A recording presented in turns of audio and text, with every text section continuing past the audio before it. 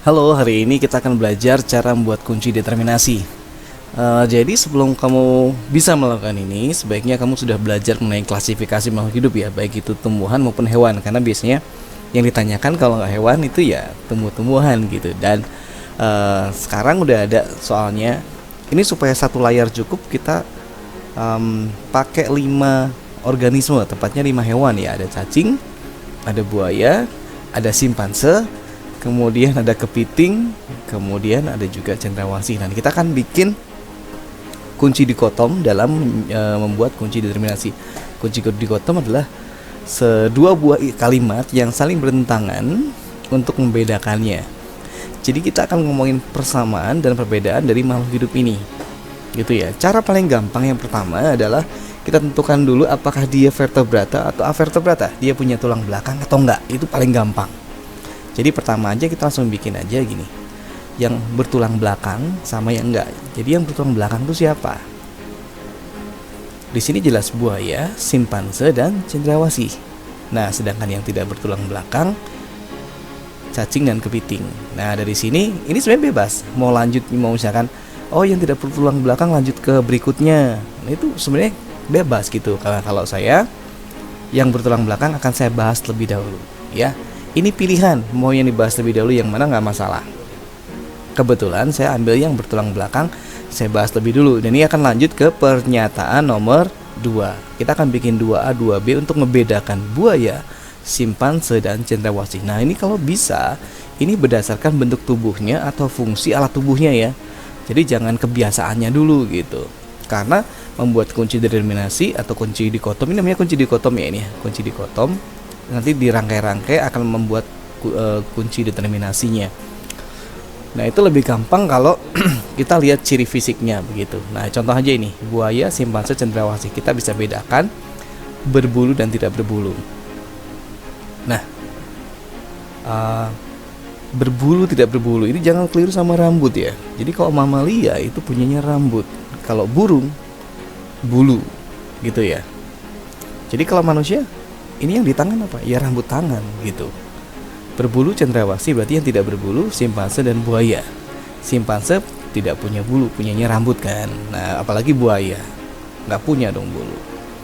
Nah, ini kan udah beres. Kalau udah beres ketemu satu makhluk hidup ini, artinya kita sudah beres, selesai. Jadi tujuan kita untuk dapat satu makhluk hidup pada tiap bagian dari kuncinya gitu. Berarti udah selesai. Nah, kita tinggal membedakan simpanse dengan buaya. Nah, bisa apa nih? Nah, buaya itu bersisik karena reptil itu bersisik kan. Berarti untuk simpanse kita ambil yang tidak bersisik. Misalnya kamu nanya ke saya, ini gimana kalau kita bisa aja bilang punya kelenjar susu dan tidak punya kelenjar susu? Bebas, boleh. Dalam hal ini saya ambil bersisik dan tidak bersisik. Jadi membuat kayak gitu sebenarnya bebas. Nah, kalau di soal-soal biasanya ini udah disusun di soalnya ya, kita tinggal nyusun. Dan ini kotretan kayak gini nggak ada. Ini kotretan ya, atau coret-coretan yang membantu kita, sangat membantu. Udah satu makhluk hidup berarti beres. Nah, kemudian kita, kenapa saya ngomong ini? Berarti kan kalau udah beres, kita lihat ke sini, kita masih punya cacing dan kepiting yang harus dibedakan. Yang paling gampang kalau kepiting ya bercangkang atau tidak bercangkang kan. Yang bercangkang kepiting, yang tidak bercangkang ya cacing. Gampang gitu ya. Nah, kalau misalkan sudah tersusun seperti ini, berarti kan semuanya udah makhluk hidup. Sudah satu-satu nih, kita bisa susun kunci determinasinya. Contoh, cendrawasih, lihat aja tadi cendrawasih 1A 2A. Tuh, kuncinya beres. Gitu ya. Kemudian buaya. Buaya mana tadi? Nih, 1A 2B 3A. Kayak gitu. Terus simpanse dengan cara yang sama, simpanse. Tuh. Kepiting 1B 4A. Jadi kalau ini nyusun sendiri, ini bisa urutannya berbeda-beda. Tapi kalau dibaca, kepiting 1B tidak bertulang belakang, betul. Kepiting 4A bercangkang, betul gitu kan.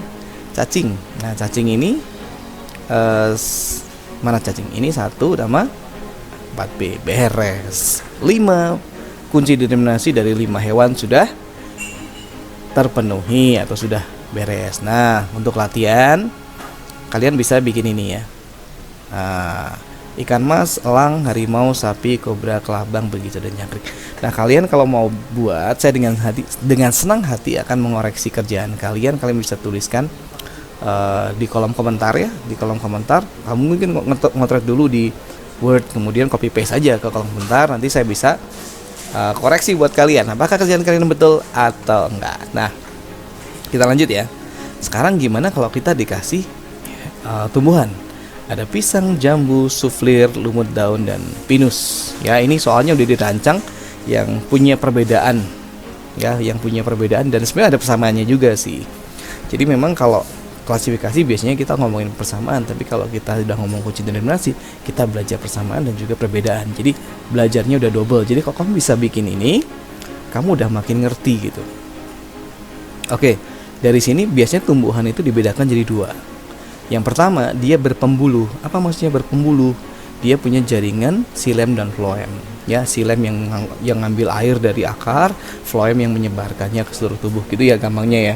Nah, yang punya xilem dan floem itu ternyata adalah suflir, pinus, pisang dan jambu. Jadi tumbuhan yang udah lengkap gitu. Sedangkan yang tidak lengkap, tidak punya jaringan pembuluh itu gampang banget tuh lumut. Ya, lumut adalah yang paling sederhana. Gitu. Suflir kan paku, iya, suflir paku juga sederhana. Kita bedain lagi ya. Jadi yang tidak punya jaringan pembuluh, lumut daun udah langsung beres. Dan kemudian untuk yang berikutnya kita bisa punya spora dan tidak punya spora. Nah, ini saya batasi juga. Di sini punya spora dan mengalami metagenesis, yaitu suflir. Apa metagenesis? Metagenesis adalah pergiliran keturunan. Jadi dia mengalami dua fase. Fase tidak kawin dan fase kawin. Fase tidak kawinnya pakai spora, fase kawinnya ya dihasilkan sel kelamin atau gamet gitu kan ya. Nah, yang mengalami metagenesis jelas di sini hanya suflir. Sedangkan pinus, pisang dan jambu tidak mengalami metagenesis dan juga tidak punya spora. Nah, kita akan lanjutkan ke berikutnya ya. Ketiga, caranya kayak yang tadi waktu hewan ya. Pinus, pisang dan jambu harus kita bedain. Biasanya ini karena bijinya nih ya. Biji terbuka dan biji tertutup gitu kan. Bijinya terbungkus bakal buah, ini berarti tumbuhan dengan biji tertutup ya. Ini pisang dan jambu, sedangkan kemudian biji yang tidak tertutup buah pinus atau semacam cemara-cemaraan begitu ya. Nanti kalau pengen tahu lebih jelas tumbuhan-tumbuhannya, kalian bisa cek video mengenai klasifikasi makhluk hidup, baik yang tumbuhan maupun yang hewan. Nah, berarti kita masih punya tugas, pisang dan jambu akan kita bedakan. Nah, ini tinggal gampang, dikotil sama monokotil kan. Yang berakar serabut dan bijinya berkeping satu, monokotil pisang. Sedangkan yang akarnya tunggang dan bijinya berkeping dua, jambu. Beres di sini, tinggal kita susun kunci determinasinya. Apa dulu nih? Lumut daun mana nih? Oh ya, cuma ini 1B ya. Suflir itu ini sama ini, berarti 1A 2A. Pinus nih cocok. Pisang 1 2 3. Entar 1 pisang 1A 2B 3A 4A ya, nggak ada salahnya buat teliti lagi ya. Jambu 1 2 3. Oke. Jadi gini caranya untuk nyusun kunci determinasi ya. Jadi harus tahu, biasanya kuncinya adalah tahu jaringan pembuluh sama enggak. Yang enggak punya jaringan pembuluh seperti lumut-lumutan ya, jenis-jenis lumut. Kemudian tumbuhan pembuluh yang paling sederhana itu tumbuhan paku, suflir, paku kawat dan lain-lain kayak gitu. Kemudian yang lebih canggih lagi berbiji dengan tidak berbiji ya.